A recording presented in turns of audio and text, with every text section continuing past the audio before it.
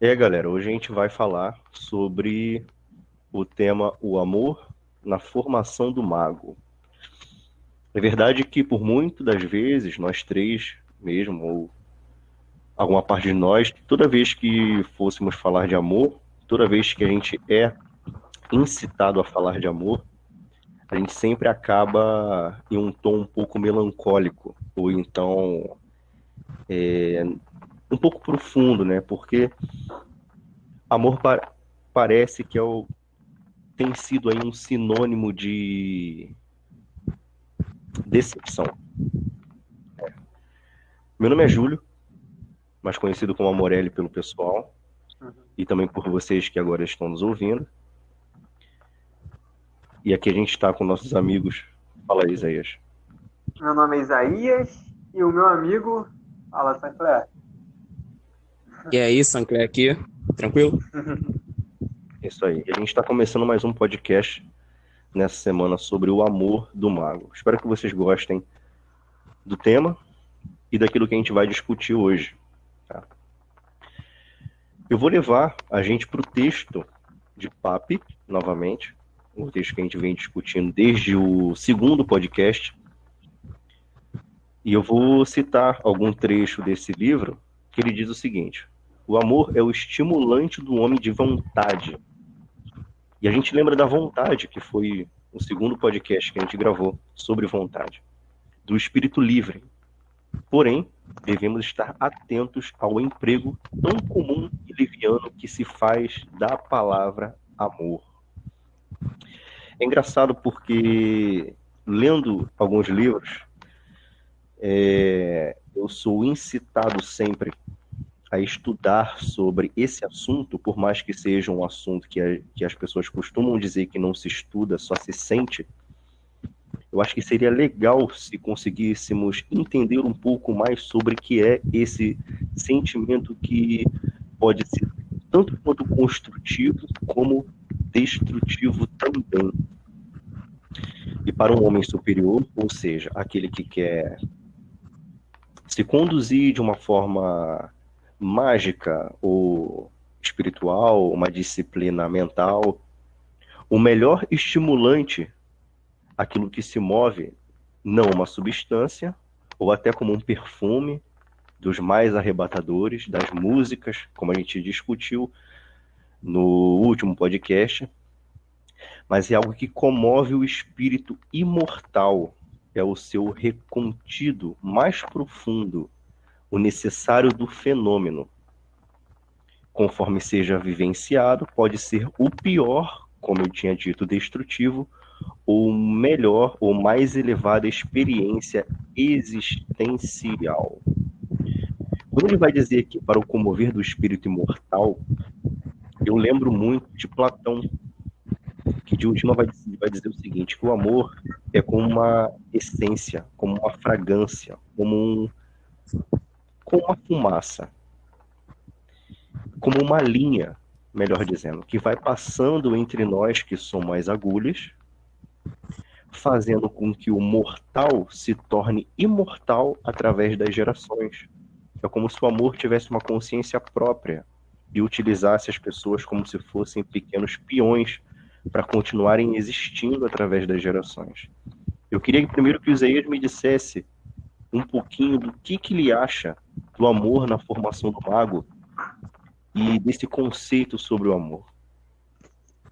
Então, pessoal, eu sou, no caso, leviano um pouco para falar de amor, né? Porque até para mim, quando a gente toma um baque no amor, a gente tá tacando foda-se para tudo. Mas para ele não, para o Papi não, né? Como o Júlio falou, ele na primeira frase, né, ele fala o seguinte: o amor é o estimulante do homem de vontade, do espírito livre. Porém, devemos estar atentos ao emprego tão comum e leviano que se faz da palavra amor.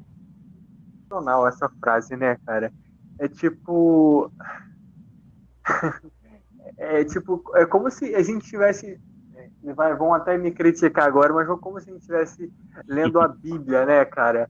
É, o amor é um catalisador de relações que funciona através de uma espécie de interações eletromagnéticas. É a afinidade misteriosa da atração entre átomos. Pô, se tu falar isso pra alguém, pra uma mina que tu gosta, ela desfalece na hora. Acho que o amor é isso, o amor eu acho que além, Ou né? não, né? Ou não. É legal, no caso, como os gregos, né, definem o amor, né? Tem o amor ágape, o amor da relação sexual, o amor do irmão, né? Então existem camadas do amor, né? A importância desse amor, o Papi, tipo, ele define bem, entendeu?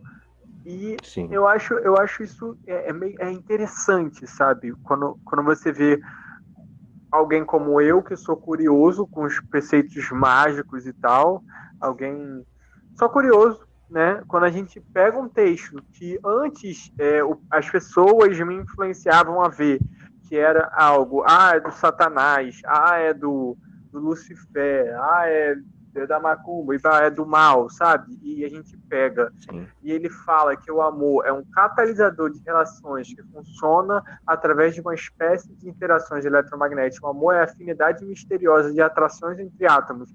Assim como é a atração entre dois seres humanos, o amor é o grande imóvel de todo ser criado. Cara, eu falo, não tem um diabo aqui, tá ligado? Para mim, a minha perspectiva é justamente que, tipo, sem o amor não é nada, sabe? Não É tem como se como. fosse um motor, né? É um Exatamente. motor invisível. Exatamente, mano. Exatamente. Como se a gente estivesse na escola ainda. E a gente tem aquela paixonitezinha na nossa escola. E a gente se sente mais motivado a acordar e ir para a escola para encontrar aquela menina ou aquele rapaz.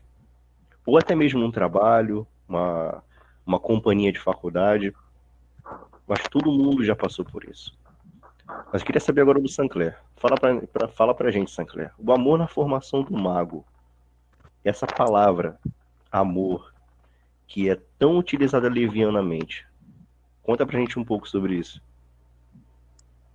Bom, da palavra amor, eu consigo também fazer a palavra Roma, que me lembra arena de gladiadores, luta, guerra. Eu entendo o amor como uma via de mão dupla. Por um lado, ela oferta pra gente uma sensação agradável, por outro, uma via ilusória. Assim como... Já vem o niilista aí, ó, o niilista aí acabando com tudo. Não. Porque a minha posição filosófica acerca do amor, ela é bem, não sei, eu não costumo achar uma posição parecida tanto assim com a minha, porque quando as pessoas se posicionam da mesma forma que eu penso sobre o amor, até para mim também me soa como estranho, porque eu acredito assim, que o amor, ele é importante na formação do mago, justamente por essa preocupação que ele tem que ter com algo mais universal, né? O mago, ele não necessariamente ele não tem que estar voltado exatamente para dentro dele, mas ele tem que ter essa preocupação com o mundo, com a natureza. E eu encaro isso daí como uma forma de amor. Mas agora, o amor como uma base que te dá também um caminho de ilusão, ela tem que ser vista e ela tem que ser anulada. Porque eu acredito que dois pilares mais importantes dentro da vida de um mago é a meditação e o outro, o controle emocional. E esse controle emocional passa justamente por esse entendimento do que é o amor ilusório e do que é o amor verdadeiro, o amor real. E nesse aspecto, o ocultismo ele me ajudou bastante. Eu me considero hoje uma pessoa muito mais emocionalmente equilibrada do que eu era antes de conhecer o ocultismo, embora tenha algumas ainda questões para lidar, mas isso faz parte. Eu acredito que aquele que quer ser um mago, ele precisa ter essa certa frieza. Muito embora frieza não seja a melhor palavra para ser usada, mas eu espero que as pessoas consigam entender essa mensagem, porque o mago ele vai mexer com essas forças da natureza para realizar a vontade dele. E se ele ceder em algum momento, o resultado pode não sair exatamente como ele espera, né? Se ele embarca numa de criar uma ilusão ou criar um aspecto ilusivo dentro de algum procedimento mágico, ele vai ser só um veículo vazio. E esse veículo vazio ele vai poder ser preenchido de diversas coisas, inclusive de influências negativas. Então eu encaro o amor dentro da vida do mago dessa forma, como algo em que pode te ofertar, sim, uma sensação boa, uma sensação agradável de entrega ao mundo, né? Onde você, ali naquele controle das forças da natureza, você está ajudando o mundo de alguma forma, realizando a sua vontade, mas também você pode puxar um pouquinho dessa ilusão e essa ilusão pode te cegar. E se te cegar dentro de um procedimento mágico é muito mais perigoso. Tem um livro chamado Zanoni. Pode falar, Sampaio, desculpa. Oi? Não, pode falar.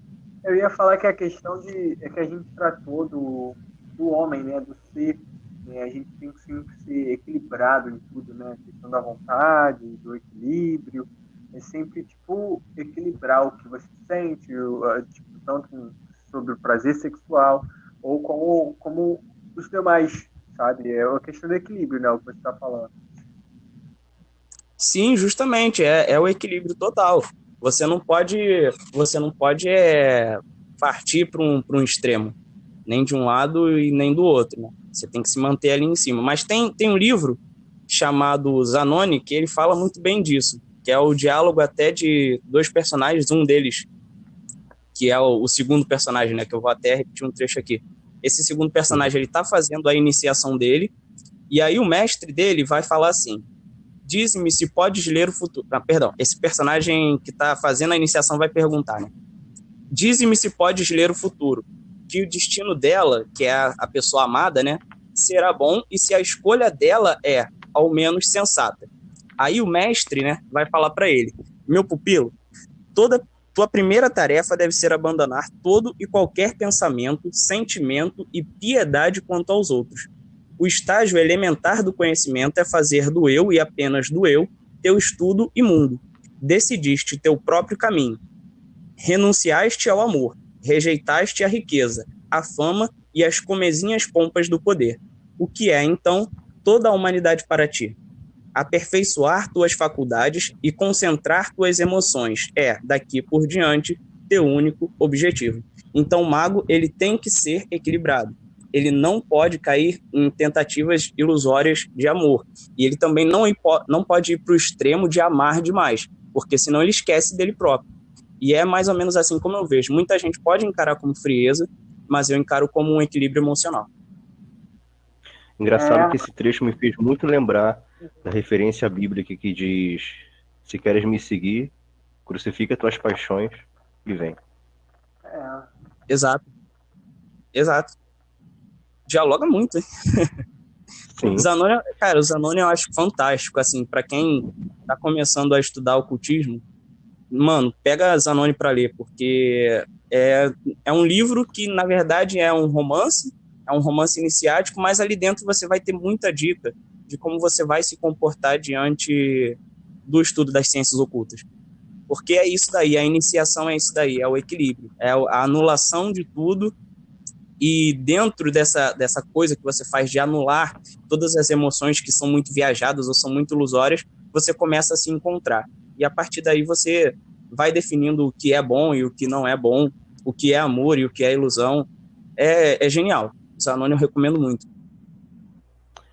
Isso. Pessoal, o Sancler, ele destrinchou exatamente o trecho em que eu disse que o amor ele pode ser muito prejudicial ou muito construtivo também. Ou muito destrutivo ou muito construtivo, dependendo de como a gente leva isso ou é levado por ele.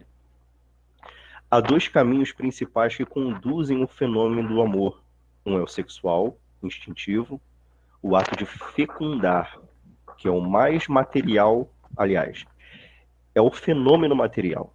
Inclusive, voltando para Platão, ele vai dizer que o ato sexual ele é uma das maiores manifestações do amor no modo físico. É quando ele sai do plano espiritual, ou mental, ou sentimental, emocional, e se manifesta no físico, através do ato sexual. O outro caminho é o êxtase, uma satisfação mais espiritual e elevada, que a gente se aproxima do ágape, né? Esse trecho me lembra muito de um pequeno artigo, um pequeno ensaio que eu já escrevi, né, referente ao meu ponto de vista sobre o amor, em como eu enxergo o amor. E é engraçado como esse texto dialogou com o texto que eu mesmo fiz, que eu escrevo sobre as 8 etapas do amor. Não sei se os dois já ouviram falar disso, mas eu acharia interessante também, para quem estivesse nos ouvindo, que ouvisse. Que a primeira etapa, ela vem de dentro para fora. Você idealiza o sujeito ou a sujeita, e você acaba procurando por aquilo, por aquela aparência, aquele estereótipo, aquele tipo de pessoa o resto da sua vida. Por exemplo, eu gosto mais de morenas, eu gosto mais de negras, eu gosto mais de loiras, eu gosto mais de brancas. Ou, eu gosto mais de homem sarado, eu gosto mais de homem tatuado. Essas coisas. A segunda etapa é de fora para dentro. É mais voltando para o texto em que nós estávamos falando. Da primeira etapa, essas 2 etapas em que Papis fala, do ato sexual, o ato fecundador. A segunda etapa, ela é de fora para dentro. É quando alguma coisa no modo externo te chama atenção. Aquelas pernas, aqueles músculos, aqueles braços, aqueles ombros, aquela barriga. Então, assim, aquelas coisas que estão de fora e nos chamam a atenção externamente. A terceira etapa é quando nós já estamos apegados ao estereótipo da pessoa do fora para dentro, onde a gente não sabe mais pelo que a gente é atraído, se é pelos olhos, se é pelo sorriso, se é pelo cabelo, se é pelo cheiro, se é pelo jeito da pessoa, a gente não sabe mais. A gente acaba desejando cada uma das qualidades daquela pessoa e até os defeitos, sem a gente perceber que é defeito. O amor aí, ele está agindo como magia de verdade. E é nisso que a gente vai falar mais em Papis, mais um pouco na frente. A quarta etapa é onde não conseguimos mais parar de pensar naquela pessoa. A gente dorme, acorda, vai trabalhar, toma banho. A gente não consegue mais parar de pensar naquele indivíduo. A quinta etapa é o ciúme, onde a gente tem ciúme até do que não é nosso. Onde a gente idealiza aquela pessoa como se ela fosse nossa. A gente sente ciúme, mesmo ela não sendo nossa. E a sexta etapa é o medo da rejeição.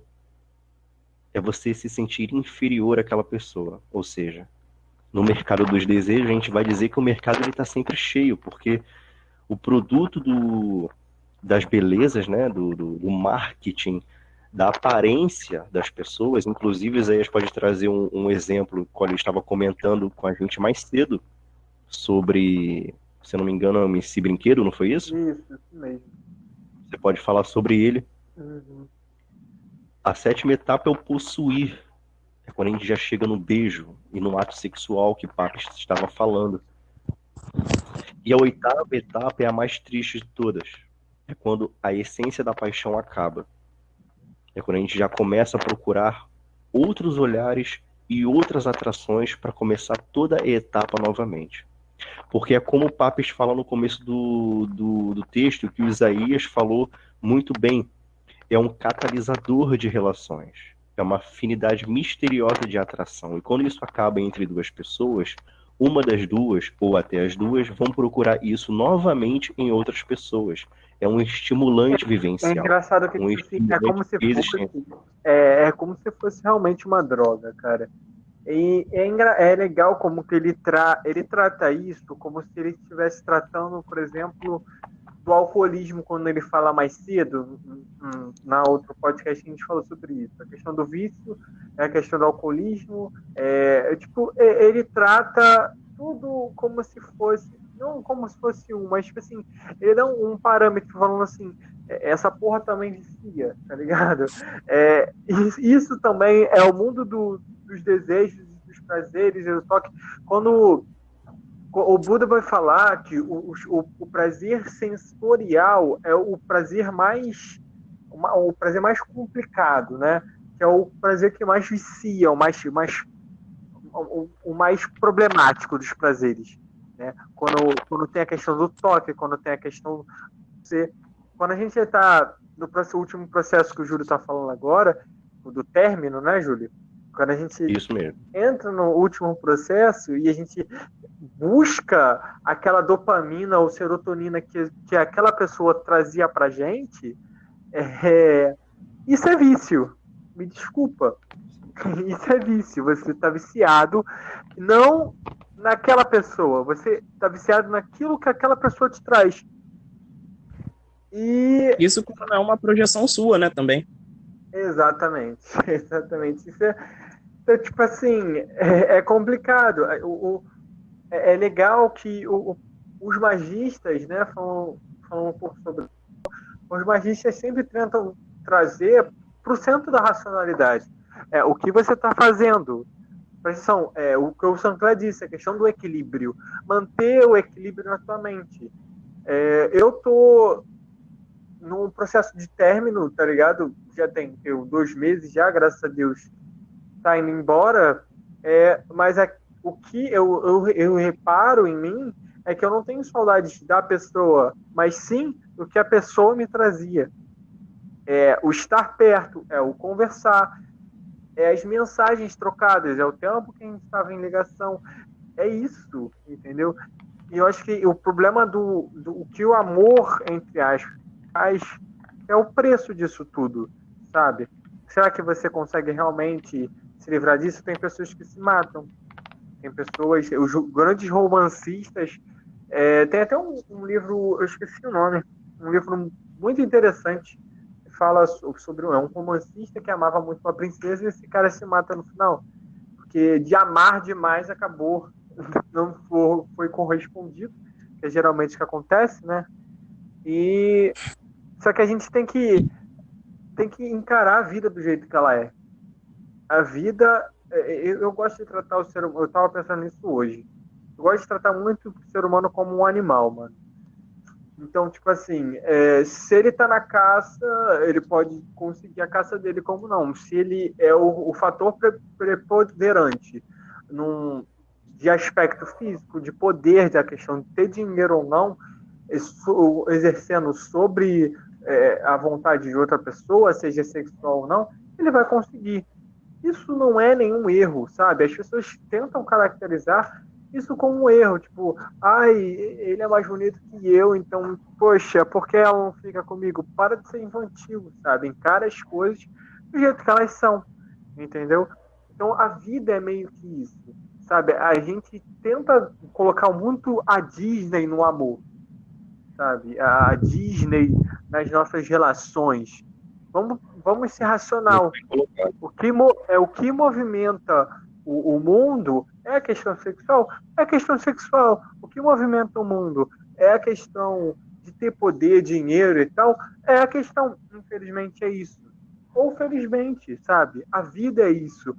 Quando a gente olha para a Viviane Moisés falando sobre Nietzsche, ela fala, cara, tem um buraco na minha frente, vamos cair no buraco. Tem um céu, vamos pro céu. Tem a terra, vamos andar. Encara a vida do jeito que ela é, sabe? Para de tentar fantasiar um amor que a sociedade não quer. O mundo não quer. As pessoas escolheram isso. Tentar fantasiar isso, para mim, é ser infantil demais. Entendeu? É isso. Sim, é bom porque você exatamente falou de Papes quando ele diz que devemos estar atentos a um emprego tão comum e leviano, vamos trocar para Disney, tão comum e disneyano que se faz da palavra amor. Eu amei esse neologismo. Eu amei o neologismo. Disneyano. Novo neologismo. Porque assim como as 8 etapas do amor trouxemos agora, a gente viu que o amor ele é muitas das vezes trágico e não belo. Trágico. Mas eu queria ouvir de você, Sancler. Fala um pouco pra gente sobre isso. Né? Não sei nem o que falar agora, porque o Isaías finalizou o assunto. Mas vamos tentar. Eu acredito que a nossa a nossa mente, no aspecto mais psíquico, falando mesmo, ela tem uma certa dualidade, né? Eu acho que existe uma parte feminina morando dentro da nossa mente masculina e o contrário também. Então, o grande lance da gente buscar um amor, ou buscar alguma forma de encontrar alguém que corresponda àquilo que nós estamos procurando, é meio que é uma tentativa de preencher esse lado que está faltando. E aí mora também o perigo, porque também é muito fácil da gente projetar na outra pessoa aquilo que, na verdade, nós somos. E a gente acabar amando uma projeção nossa e não o que a pessoa realmente é. Exatamente. O que acontece muito em alguns casamentos, por exemplo. Muitos casamentos, eles acabam porque... E depois vem um dos pares, né? Às vezes até os dois pares falando, eu me casei com essa pessoa, mas ela acabou se mostrando quem ela não era. Ela sempre foi aquilo. Você que criou na sua mente uma ilusão. Você que criou na sua mente uma pessoa que vai realizar as tuas necessidades. Mas isso é uma criação mental sua. Essa pessoa ela não existe. Isso é tornar racional um processo que vem sendo cada vez mais romantizado. É justamente essa minha crítica sobre o amor. Que eu não consigo ter essa visão romantizada do amor. O amor, para mim, ele tem que ser algo racional. Ele não pode cair nessa ideia de idealização, nessa ideia de Disney. Caralho, tá foda pra falar essa porra. Disneyana, fala Disneyana. Porra, Júlio. Porra. Essa ideia de Disney, entendeu? Não tem como. Eu também não consigo viver num mundo que fica inventando. E, ao mesmo tempo, eu também sou muito crítico à forma como as pessoas enxergam sexo ou a forma como as pessoas enxergam esse amor, assim, bonitinho. O sexo, para mim, cada vez mais a sociedade tem se mostrado cada vez mais indo para um comportamento muito animalesco, não só na questão sexual, onde todo mundo parece um animal no cio, que tem que transar, porque se não transar tá errado, tá desviado do padrão social, mas também outros aspectos. A gente vive num tempo em que ninguém aceita a opinião do outro. Isso tem total a ver com a ideia de idealização do amor. Porque eu acredito que se esse amor ele tivesse um pouco mais racionalizado, a gente não viveria tanto dependente de utopias que nunca vão se realizar. O mundo perfeito não vai existir.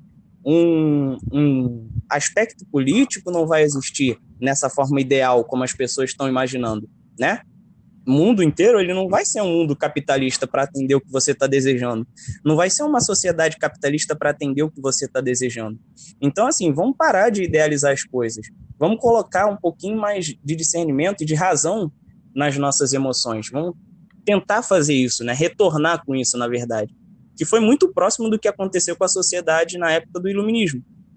Às vezes ficam falando, mas você tem muita afeição com o iluminismo nesse aspecto, porque é muito interessante. Eles tentaram racionalizar muita coisa. Uma das coisas era o sentimento, outra das coisas era a religião, e aí eles conseguiram desenvolver toda uma sociedade. Então, assim, tá na hora da gente retornar um pouquinho para isso, né? Eu também acho até que a ideia, aqui já fugindo um pouquinho do assunto, mas só para tocar rapidamente, eu acho que até mesmo a ideia de Deus, ela precisa ser um pouco mais racionalizada. Porque fica muito uma briga de meu Deus é dessa religião, o Deus da outra religião, o meu Deus é melhor, o meu Deus é superior ao seu. Vamos parar de idealizar, porque eu acho que quando a gente começar a racionalizar um pouquinho mais as coisas, tomar equilíbrio nas coisas, tanto numa esfera particular quanto numa esfera social como um todo, a gente vai conseguir ver um pouquinho de melhora. Enquanto a gente não começar a racionalizar as coisas, eu acho que vai ficar bem complicado de viver num mundo ideal demais. E esse mundo não vai existir. Desculpa se eu frustrei o sonho de alguém. Não, filho. Tem que frustrar. Isso aí. Pô, Serginho, tá tudo certo. Eu desconfio que esse Sam seja um mago, hein? É o quê? Eu desconfio que esse Sam seja um mago. Nunca nem vi, não conheço. Bom, caminhando para o final do podcast, a gente vai falar sobre o último tópico desse capítulo, que seria o sexo e castidade. O Sancler disse no início, antes da gente falar, que não sabia exatamente o que o Papes estava falando nesse Sexo e Castidade. Mas você pode ficar de boca aberta, Sam, você disse exatamente o que ele estava dizendo nesse capítulo. Aí, ó, tá vendo? Porra. Foi chute. Bom, a gente vai continuar com a frase que volta exatamente nesse capítulo, que diz o seguinte: o amor, que identificamos como excitante do ser total, é um centro de expressão relacionada à geração. É incrível como esse texto dialoga muito com a ideia de Platão, que diz que o amor ele nada mais é do que uma essência que leva as pessoas a procriarem e reproduzirem. Assim, de forma voraz, de forma selvagem mesmo, sabe? Sem romantizar. Schopenhauer Sem também filmes de fala. Entende? Assim, que leva a gente a uma ideia que o amor às vezes pode ser apenas isso, e que o resto vem só depois, e que pode ser chamado de amor também, mas que de forma assim, vamos aceitar a vida do jeito que ela é, entre aspas, vamos aceitar também o amor do jeito que ele veio apenas para procriar mesmo, é um condutor, é um motor de gerações, é um motor que conduz o ser mortal à imortalidade através das gerações, porque parece que faz muito sentido. O controle dos impulsos sexuais exige um treino longo e progressivo. Somente a ignorância justifica a imposição de uma castidade absoluta, aos jovens principalmente, recém-iniciados, seja iniciação em qualquer uma que seja entidade religiosa, e que ignorem quase tudo da sua vida. Isso é impossível. Os maiores dentre os fundadores de ordens religiosas eram, ao contrário, senhores militantes ou pessoas já cansadas do mundo e de seus prazeres. Santo Agostinho é um bom exemplo, pois somente ingressou no mosteiro depois de passar toda a sua juventude entre estudos e amores profanos. Sabe o que me meio que entristece nesse texto? É voltar no que o Sancler estava dizendo sobre a sociedade de hoje. Será que lá na frente nós nos depararemos com uma geração que ingressará em mosteiros depois de passar toda a sua juventude entre amores profanos? Porque a gente tem vivido não é uma sequência, é uma tsunami de amores profanos, exatamente por conta da idealização de mundo perfeito que existe dentro da cabeça de cada um de nós. E que isso não pode ser reproduzido na vida real do outro, mas que os dois precisam desconstruir a sua formação de mundo dentro de suas mentes para poder seguir amores não profanos, ou então um amor para a vida inteira, um amor mais racional, um companheirismo, um amor do jeito que ele é, a vida do jeito que ela é. Acho que é muito por isso que hoje a gente ainda ouve dizer que, nossa, como é lindo ver aquele casal ali fazendo 60 anos de casados, ou 70, ou até 80, ou até aqueles exemplos muito lindos que a gente vê assim, por exemplo, eles já eram senhores, casados toda a sua vida, e quando um faleceu, o outro não aguentou e veio a falecer também. Porque eles não tinham um mundo construído dentro de suas cabeças, dentro de suas mentes. Eles construíram juntos um mundo que eles conseguiam viver, não digo para você que perfeitamente, mas em paz. Quantos daqueles que estão nos ouvindo agora têm essa paz espiritual em relação aos amores? Está todo mundo muito ansioso para encontrar um amor que seja perfeito no seu mundo idealizado dentro de nossas cabeças. Pessoal, assim como Isaías disse, isso não existe. Então, assim, Sancler e Isaías colocaram esse texto abaixo, esse pensamento abaixo. Eu acho que a proposta do Papes foi muito bem dialogada durante todo esse podcast.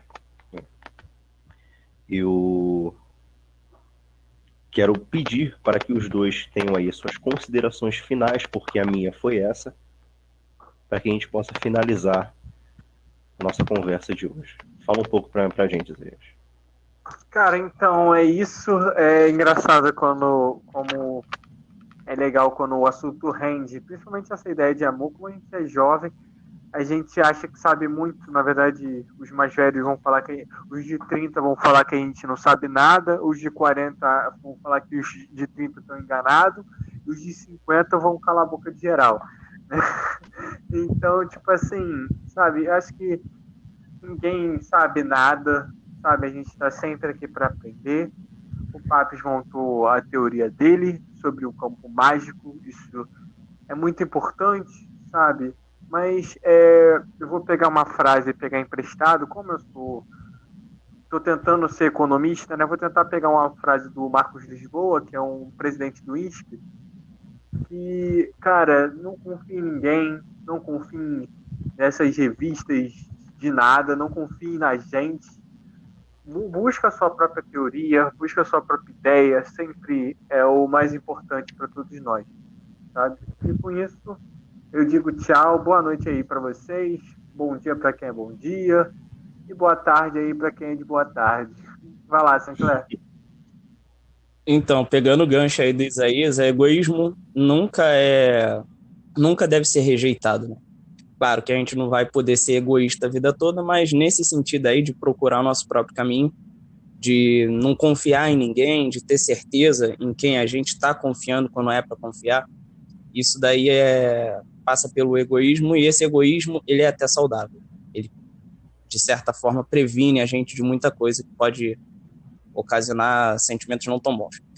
Sobre o que o Júlio tinha falado aí, né, do receio dele, dessa geração acabar indo parar nos mosteiros, talvez não os mosteiros mesmo convencionais, né, de antigamente, mas sim, eu acho que toda expansão, ela precisa de uma contenção, e isso né, não sou nem eu que digo, é a própria história, né, todo movimento revolucionário ele é contido depois, ou então depois de uma contenção ocorre um movimento revolucionário, e isso daí para mim é muito mais matemática, é muito mais lógico de acontecer do que qualquer outra coisa, né? Se está tendo uma liberdade sexual muito alta, e ainda bem que está tendo, né, de certa forma, porque muitas pessoas elas estão conseguindo a sua liberdade sexual nesses tempos em que a gente está vivendo,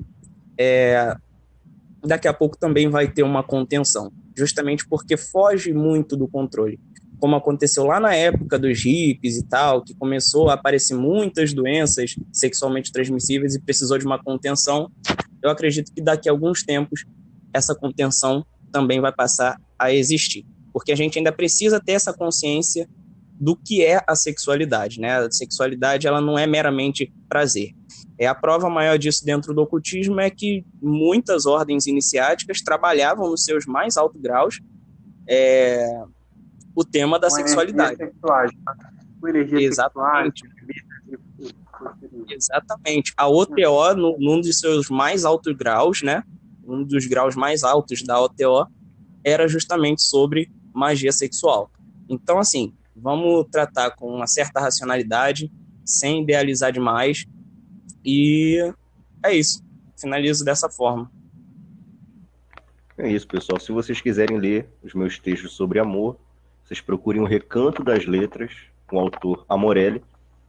Eu escrevi um livro também sobre... É um romance, acredito que vocês vão gostar também. E é um site, uma plataforma onde vocês podem escrever também suas poesias, seus temas, suas resenhas, seus livros. E aqui eu finalizo mais um podcast com esses magos. Eu só queria fazer uma correção, que eu não sei se eu falei sem racionalizar demais. Se eu falei isso, desculpa, na verdade é sem idealizar demais, tá? Só se por um acaso eu falei besteira aí, só tô corrigindo. Tá, agora repete Disneyana. Ele consertar isso.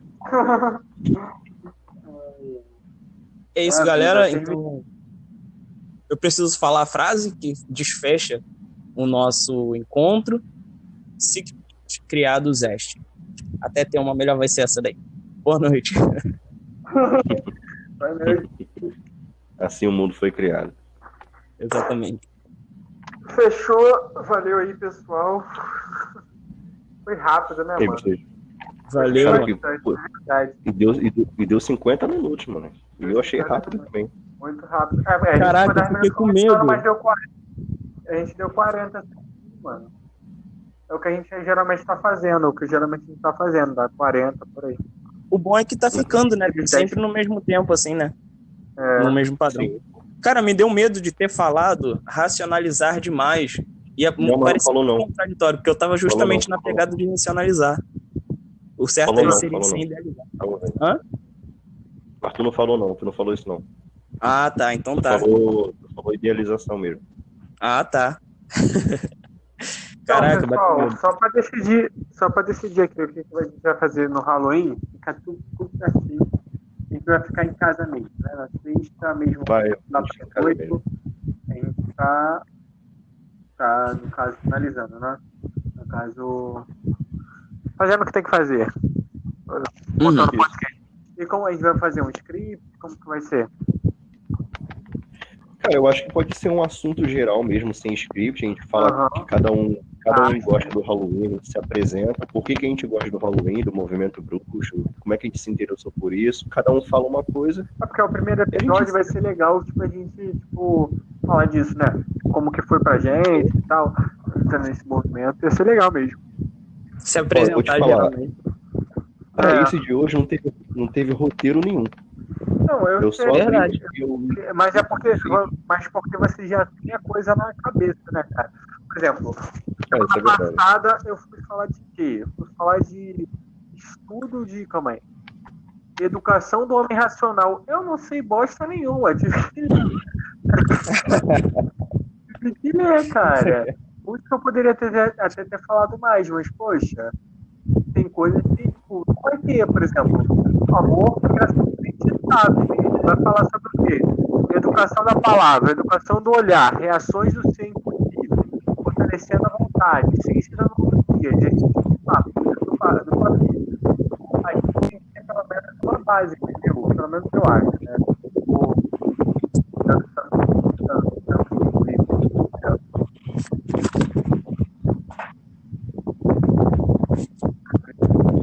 Cara, tá um vento sinistro aí no microfone agora.